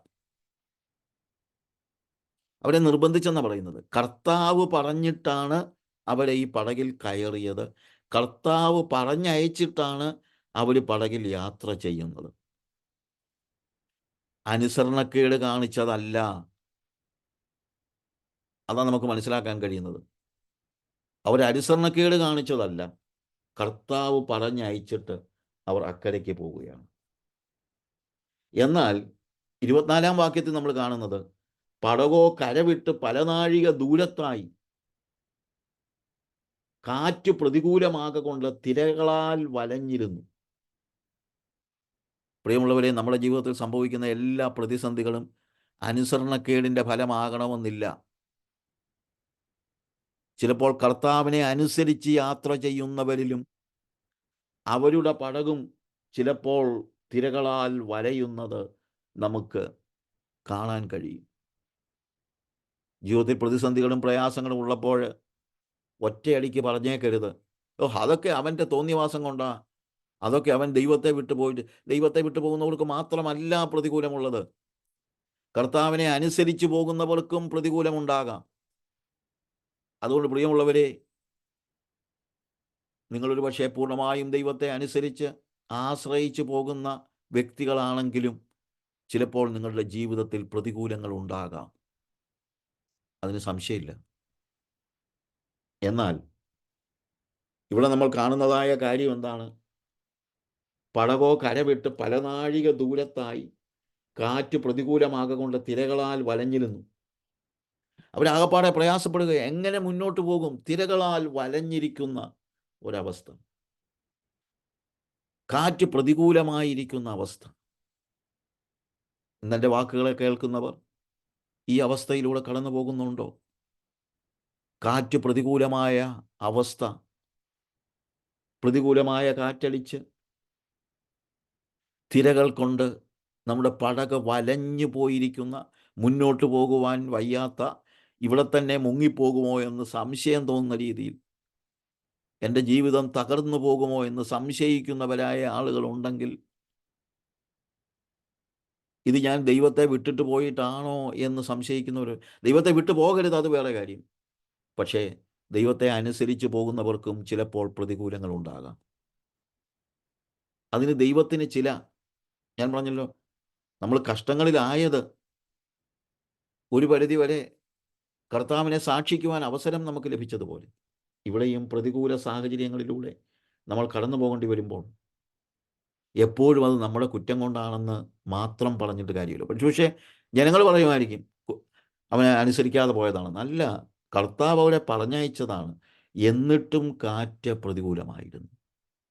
ഇന്ന് കർത്താവിൻ്റെ വാക്ക് കേട്ടനുസരിക്കുന്ന എൻ്റെ സഹോദരങ്ങളെ, നിങ്ങളുടെ ജീവിതത്തിൽ പ്രതിസന്ധികൾ ഉണ്ടെങ്കിൽ, പ്രയാസങ്ങൾ ഉണ്ടെങ്കിൽ, ഞാൻ പറയട്ടെ, ഭയപ്പെടേണ്ട, ചിന്തിക്കേണ്ട ഇതെല്ലാം ദൈവം ഇല്ലാത്ത ഒരവസ്ഥയാണെന്ന് ചിന്തിക്കേണ്ട. 1-ാം യാമമായി, 2-ാം യാമമായി കാറ്റ് പ്രതികൂലം തന്നെയാണ്. 1 യാമം കഴിയുമ്പോൾ തീരുമെന്ന് ചിന്തിച്ചു, 2 യാമം കഴിയുമ്പോൾ തീരുമെന്ന് ചിന്തിച്ചു, 3 യാമം കഴിയുമ്പോൾ എല്ലാം ശരിയാകുമെന്ന് ചിന്തിച്ചു. ഇല്ല, 4-ാം യാമം, 4-ാം യാമത്തിൽ പ്രതീക്ഷകളെല്ലാം അസ്തമിച്ചതായ സാഹചര്യത്തിൽ കർത്താവ് കടലിന്മീതെ നടന്ന് അവരുടെ അടുക്കൽ വന്നു. പലപ്പോഴും ദൈവം വരുന്നത്, കർത്താവ് വരുന്നത്, നമ്മെ സഹായിക്കാൻ വരുന്നത് 1-ാം യാമത്തിലായിരിക്കണമെന്ന് നിർബന്ധമില്ല. ചിലപ്പോൾ 1-ാം യാമത്തിൽ വരും, ചിലപ്പോൾ 2-ാം യാമത്തിൽ വരും. പക്ഷേ 4-ാമത്തെ യാമത്തിലാണെങ്കിൽ പോലും അവന് വേണ്ടി കാത്തിരിക്കണം, അവന് വേണ്ടി കാത്തിരിക്കണം. കർത്താവേ, നീ വരണമേ, എന്നെ വിടുവിക്കണമേ എന്ന് പ്രാർത്ഥിച്ചു. അവൻ കടലിന്മീതെ നടക്കുന്നത് കണ്ടിട്ട് ശിഷ്യന്മാർ ഭ്രമിച്ചു, അതൊരു ഭൂതമെന്ന് പറഞ്ഞു, പേടിച്ച് നിലവിളിച്ചു. 1-ാമത് കാറ്റ്, പടക് വലഞ്ഞിരിക്കുക, അതിൻ്റെ കൂടെ വേണ്ട കടലിൻ്റെ മീതെ ഒരുത്തൻ നടന്നു വരുന്നു. ഇനി ഭൂതം വല്ലതും ആണോ? നമ്മുടെ ജീവിതത്തിലും പ്രതിസന്ധിയുടെ ഈ സമയങ്ങളിൽ, എന്നാൽ അവിടെ നമ്മൾ കാണുന്നത്, ഉടനെ യേശു അവരോട് ധൈര്യപ്പെടുവിൻ, ഞാനാകുന്നു, പേടിക്കണ്ട. ധൈര്യപ്പെടുവിൻ, ഞാനാകുന്നു, പേടിക്കണ്ട. അതെ, കർത്താവ്, 4-ാം യാമത്തിൽ കടന്നുവരുന്നവനായ കർത്താവ്. അത് കർത്താവാണെന്ന് മനസ്സിലായപ്പോൾ അവർക്കെല്ലാം സന്തോഷമായി.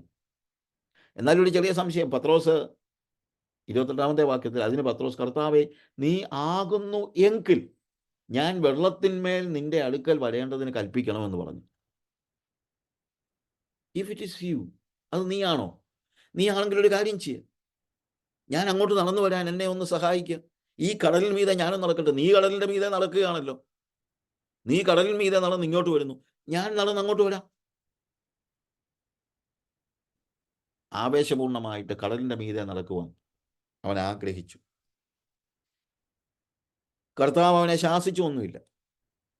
കർത്താവ് പറഞ്ഞു, വരിക, വരിക എന്നവൻ പറഞ്ഞു. പത്രോസ് പടകിൽ നിന്ന് ഇറങ്ങി വെള്ളത്തിൻ്റെ അടുക്കലേക്ക് നടക്കുവാൻ തുടങ്ങി. യേശുവിൻ്റെ അടുക്കലേക്ക് നടക്കുവാൻ വെള്ളത്തിന്മീതെ നടന്നു. വെള്ളത്തിന്മീതെ നടന്നു. എന്നാൽ അങ്ങനെ നടന്ന് കുറച്ച് പോയപ്പോൾ, അപ്പോൾ ഇപ്പോൾ അവൻ്റെ നോട്ടം എവിടെയാണ്? കടലിൽ നിന്ന് ഇറങ്ങിയപ്പോൾ മുതൽ അവൻ നോക്കുന്നത് ആരുടെ മുഖത്തേക്കാണ്? യേശുവിൻ്റെ മുഖത്തേക്കാണ്. അതുകൊണ്ട് അവന് കടൽ മീതെ നടക്കാൻ പറ്റിയത്. അവൻ യേശുവിൻ്റെ മുഖത്തേക്ക് നോക്കി നടക്കുകയാണ്. അവൻ യേശുവിൻ്റെ മുഖത്തേക്ക് നോക്കി നടന്ന് യേശുവിൻ്റെ അടുത്തേക്ക് നടന്ന് ചെല്ലുകയാണ് കടലിൻ മീതെ. എന്നാൽ യേശുവിൻ്റെ മുഖത്ത് നോക്കിക്കൊണ്ടിരുന്ന പത്രോസിൻ്റെ കണ്ണൊന്ന് പറഞ്ഞു. അവൻ ചുറ്റുപാടുകളിലേക്കൊന്ന് നോക്കി. ചുറ്റുപാടുകളിലേക്ക് നോക്കിയപ്പോൾ കാറ്റ് കണ്ട് പേടിച്ചു മുങ്ങിത്തുടങ്ങുകയാണ്. ചുറ്റും നോക്കിയപ്പോൾ കാറ്റാണ്, സാഹചര്യങ്ങൾ പ്രതികൂലമാണ്. പക്ഷെ നീ എന്തിനാ ഈ സാഹചര്യങ്ങളെ നോക്കുന്നത്? യേശുവിൻ്റെ മുഖത്തേക്ക് നോക്കി നടക്കുകയായിരുന്നില്ലേ നീ? പ്രിയമുള്ളവരെ, യേശുവിൻ്റെ മുഖത്ത് നോക്കി നടന്നാൽ നിനക്ക് വെള്ളത്തിൻ്റെ മീതെ നടക്കുവാൻ പറ്റും. ഞാൻ ചിലപ്പോൾ അതിനെക്കുറിച്ച് പറയാറുണ്ട്. When he was looking at Jesus, he was walking upon the sea as if sea was a rock. കടൽ പാറ എന്നതുപോലെ, പാറപ്പുറത്തൂടെ നടക്കുന്നത് പോലെ പത്രോസ് യേശുവിനെ നോക്കി കടലിൻ മീതെ നടന്നു, പാറയിൽ നടക്കുന്നത് പോലെ. എന്നാൽ കാറ്റ് കണ്ടപ്പോൾ അവൻ മുങ്ങിത്തുടങ്ങി. When he was seeing the wind, he was sinking as if he is a rock. അവൻ ഒരു പാറ എന്നതുപോലെ മുങ്ങിത്താഴുവാൻ തുടങ്ങി. എന്നാൽ ഞാൻ പത്രോസിനെ അപ്രീഷിയേറ്റ് ചെയ്യുന്നൊരു കാര്യമുണ്ട്. അവൻ മുങ്ങിത്തുടങ്ങിയപ്പോൾ അവൻ പറഞ്ഞില്ല, ഞാനെന്നാ നീന്താമെന്ന്. സ്വാഭാവികമായും ചെയ്യേണ്ടത് മുങ്ങിത്തുടങ്ങുമ്പോൾ നീന്തുക. ഇവനാണ് നീന്താൻ അറിയുകയും ചെയ്യാം കുറച്ചൊക്കെ. പക്ഷേ പത്രോസ് കടലിന്മീതെ നടന്ന് മുങ്ങിത്തുടങ്ങിയപ്പോൾ സ്വന്തം ശക്തിയിലൂന്നിയില്ല, സ്വന്തം വിവേകത്തിലൂന്നിയില്ല, സ്വന്തം പരിജ്ഞാനത്തിലൂന്നിയില്ല, സ്വന്തം അനുഭവങ്ങളിലൂന്നിയില്ല. നമ്മൾ പലപ്പോഴും പ്രതിസന്ധികളിലൂടെ കടന്നു പോകുമ്പോൾ അതിന് മാനുഷികമായ ഒരു വഴി കണ്ടുപിടിക്കാനാണ് നമ്മൾ നോക്കുന്നത്. നമ്മുടെ കഴിഞ്ഞകാല അനുഭവങ്ങൾ, നമ്മുടെ പരിജ്ഞാനം, നമ്മുടെ ശക്തി, നമ്മുടെ പണം, ഇതൊക്കെ നമ്മൾ ഉപയോഗിച്ച് അതിൽ നിന്ന് രക്ഷപ്പെടാൻ, മുങ്ങുന്നവൻ രക്ഷപ്പെടാൻ വളരെ പറഞ്ഞ പോലെ ഏത് കച്ചിത്തുരുമ്പയിലും പിടിക്കുമെന്ന് പറഞ്ഞതുപോലെ. പക്ഷേ പത്രോസ് അങ്ങനെ നോക്കിയില്ല. അതാണ് ഞാൻ പത്രോസിനെ അപ്രീഷിയേറ്റ് ചെയ്യുന്നത്. അവൻ കർത്താവേ എന്നെ രക്ഷിക്കണമേ എന്ന് നിലവിളിച്ചു. Lord help, save me, Lord save me, കർത്താവേ എന്നെ രക്ഷിക്കണമേ. One of the shortest prayer in the Bible എന്ന് ഞാൻ ചിലപ്പോൾ പറയാറുണ്ട്. വലിയ പശ്ചാത്തലമൊന്നും പറഞ്ഞൊന്നും പ്രസംഗിക്കുന്നില്ല, പ്രാർത്ഥിക്കുന്നില്ല. Just Lord help, save me. കർത്താവേ രക്ഷിക്കണേ. ഷോർട്ടസ്റ്റ് പ്രെയറാ. പക്ഷേ കാറ്റിനെ നോക്കി നിന്ന മുങ്ങിക്കൊണ്ടിരുന്ന അവൻ യേശുവിങ്കലേക്ക് അവൻ്റെ മുഖമുയർത്തി നിലവിളിച്ചപ്പോൾ അവിടെ നമ്മൾ കാണുന്നത് യേശു ഉടനെ കൈ നീട്ടി അവനെ പിടിച്ചു. യേശു ഉടനെ കൈ നീട്ടി അവനെ പിടിച്ചു. എന്നിട്ട് പത്രോസിനോട് ചോദിക്കുക, പത്രോസേ, അല്പവിശ്വാസിയെ, നീ എന്തിനു സംശയിച്ചു? എടാ, എന്നെ നോക്കിയല്ലേ നീ ഇറങ്ങിയത്, പിന്നെന്തിനാ നീ കാറ്റ് കണ്ട് പേടിക്കുന്നത്? എന്തിനാ നീ കാറ്റിനെ നോക്കിയത്? നീ എന്നെ നോക്കാൻ വയ്യായിരുന്നോ? നീ എന്തുകൊണ്ട് എന്നിൽ ആശ്രയിച്ചില്ല? Okay, no problem. എൻ്റെ കയ്യെ പിടിച്ചു. എന്നിട്ട് എന്താ സംഭവിക്കുന്നത്? യേശു അവനെ വീണ്ടും കൈപിടിച്ചുയർത്തി. പിന്നെയും പത്രോസും യേശുവും കൂടെ ഇപ്പോൾ ആ കടലിൻ മീതെ നടക്കുകയാണ്. എന്താണെങ്കിലും ഈ പ്രതിസന്ധി ഉണ്ടായതുകൊണ്ട് ഒരു ഗുണമുണ്ടായി, യേശുവിൻ്റെ കയ്യെ പിടിക്കാൻ പറ്റി. ഞാൻ ചിലപ്പോൾ ആലോചിക്കാറുണ്ട്, പത്രോസ് അത്രയും നാളെ യേശുവിൻ്റെ കൂടെ നടന്ന് ഭക്ഷണമൊക്കെ വിളമ്പി കൊടുത്തെങ്കിലും ഇപ്പോഴാ ശരിയായിട്ട് യേശുവിൽ തന്നെ ഒന്ന് ഏൽപ്പിച്ചു കൊടുത്തത്. എല്ലാ ആശ്രയവും പോയപ്പോൾ യേശുവിൻ്റെ കയ്യെ കയറി പിടിച്ചു. ചിലപ്പോൾ നമ്മുടെ ജീവിതത്തിൽ നമ്മുടെ ആശ്രയങ്ങളെയെല്ലാം കർത്താവ് തകർത്ത് കളയുന്നത് നാം അവൻ്റെ കരം പിടിക്കുവാൻ വേണ്ടിയാണ്. അങ്ങനെ അവൻ്റെ കരം പിടിച്ചാൽ വീണ്ടും ഈ പ്രതിസന്ധികളിലൂടെ നമുക്ക് നടക്കാൻ പറ്റും. പക്ഷെ എന്നെ അത്ഭുതപ്പെടുത്തിയ കാര്യം എന്നറിയാമോ? ഈ കരം കൊടുത്തപ്പോഴും കാറ്റ് നിന്നില്ല. പ്രിയമുള്ളവരെ, അതൊരു പ്രധാനപ്പെട്ട കാര്യമാണ്. ചിലപ്പോൾ നമ്മുടെ ജീവിതത്തിൽ പ്രതിസന്ധികളിൽ നമ്മൾ യേശുവിനെ ആശ്രയിച്ചാലും നമ്മൾ പറയുന്നത് സാഹചര്യങ്ങളെ മാറ്റണമെന്നാ, കാറ്റിനെ ശാസിക്കണമെന്നാ, പ്രതിസന്ധികൾ ഇല്ലാതെയാക്കണമെന്ന്. കർത്താവ് പറഞ്ഞു, പ്രതിസന്ധി അവിടെ നിൽക്കട്ടെ, കാറ്റടിക്കട്ടെ, നീ എൻ്റെ കൈ പിടിച്ചു. അങ്ങനെ കാറ്റടിക്കുമ്പോഴും കർത്താവിൻ്റെ കരം പിടിച്ചുകൊണ്ട് വെള്ളത്തിന്മീതെ നടക്കുന്നവനായ പത്രോസ്. നമ്മുടെ ജീവിതത്തിലും പ്രതിസന്ധികളുടെ സമയത്ത് ചിലപ്പോൾ പ്രതിസന്ധികൾ നിലനിന്നിരിക്കും. വീണ്ടും നീ പ്രാർത്ഥിക്കുമ്പോൾ പെട്ടെന്ന് പ്രതിസന്ധി എല്ലാം കൂടെ മാറണമെന്ന് നിർബന്ധമില്ല. പക്ഷെ കർത്താവിൻ്റെ കരം പിടിച്ചാൽ നമുക്ക് വെള്ളത്തിന്മീതെ ഈ പ്രതിസന്ധിയുടെ മുകളിലൂടെ നമുക്ക് നടക്കാൻ കഴിയും. എന്നാൽ എന്നും പ്രതിസന്ധി കാണുമെന്ന് ചിന്തിക്കരുത്. നിങ്ങളുടെ ജീവിതത്തിലെ പ്രതിസന്ധികൾക്കൊരു അവസാനമുണ്ട്. കാര്യം അവിടെ പറയുന്നത്, അവർ പടകിൽ കയറിയപ്പോൾ കാറ്റ് അമർന്നു. പിന്നെ കാറ്റടിച്ചില്ല. നമ്മുടെ ജീവിതത്തിലും ഞാൻ ചിലപ്പോൾ ആലോചിക്കാറുണ്ട്, എന്തുകൊണ്ടാണ് ഈ കാറ്റെല്ലാം അടിക്കുന്നത്? കാറ്റടിക്കുന്നത് എന്താണെന്ന് അറിയാമോ? നമ്മളെ അവനിൽ ആശ്രയിക്കുവാൻ കർത്താവ് പഠിപ്പിക്കുകയാണ്. കർത്താവ് അവരെ പറഞ്ഞയച്ചപ്പോൾ വളരെ കൂളായിട്ട് അവരെ നടന്ന് പടകിൽ പോരുകയായിരുന്നു. എന്നാൽ കാറ്റ് പ്രതികൂലമായി കഴിഞ്ഞപ്പോഴാണ് അവർ ദൈവത്തിൽ ആശ്രയിക്കാൻ പഠിച്ചത്. അവിടെയാണ് അവർ ദൈവ ദർശനം കണ്ടത്. അവിടെയാണ് അവർ യേശുവിനെ കണ്ടത്. അവിടെയാണ് പത്രോസ് നടന്നത്. അവിടെയാണ് പത്രോസ് യേശുവിൻ്റെ കരങ്ങളിൽ പിടിച്ചത്. അവിടെയാണ് യേശുവിൻ്റെ കരങ്ങളിൽ പിടിച്ചുകൊണ്ട് പത്രോസ് കടലിൻ മീതെ വീണ്ടും നടന്നത്. പ്രതിസന്ധികൾ ഉണ്ടായിരുന്നില്ലെങ്കിൽ, കാറ്റടിച്ചിരുന്നില്ലെങ്കിൽ ഈ അനുഭവങ്ങളൊന്നും അവർക്കുണ്ടാകുമായിരുന്നില്ല. ഇപ്പോൾ പത്രോസിന് യേശു ഒരു വലിയ യാഥാർത്ഥ്യമായി തീർന്നു. അവിടെ നമ്മൾ കാണുന്നത്, പടകിൽ കയറിയപ്പോൾ കാറ്റമർന്നു.